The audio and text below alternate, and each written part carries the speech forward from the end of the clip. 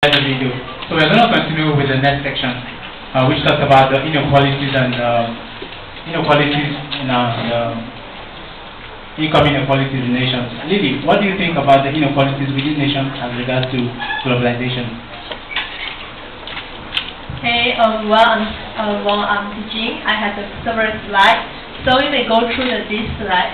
So the first step, this is a slide about the mining rules at the financial time. So this is the graph to paint that at the UK.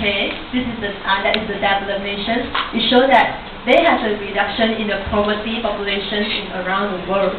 So you see for the following slide. Okay, do you see that below that the triangle? This is we call it as a poverty growth inequality triangle, which show that globalization has reduced the poverty around the world. While for the next slide. Okay, this is the past study in the World Development Report on 2000-2001. So you may see that from Africa, Latin America, and East North America, they have reduced their poverty. Although you see that the Latin America is reduced the poverty, however, for the graph and the statistics, we show that this is difficult for us to comprehend. Thank you very much. Based on the slide here, we have this gives us a clue on the globalization issue as regards to more globalization, the rich and the less globalized. From the chart, we can see that the more globalization has the highest is around 4.5, the rich around 2, and the less globalized around 1%. So, in a nutshell, I mean, we can see that the developing nations should embrace globalization. They should also be openness to investment, and finally adopting the standard sources and measures for variables.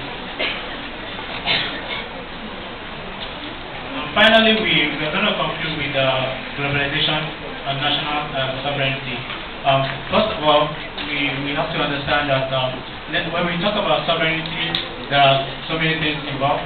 We talk about the nation's autonomous ability for people to freely select their government and other variables like the control measures for borders and finally the authorities are also binding in the international agreement.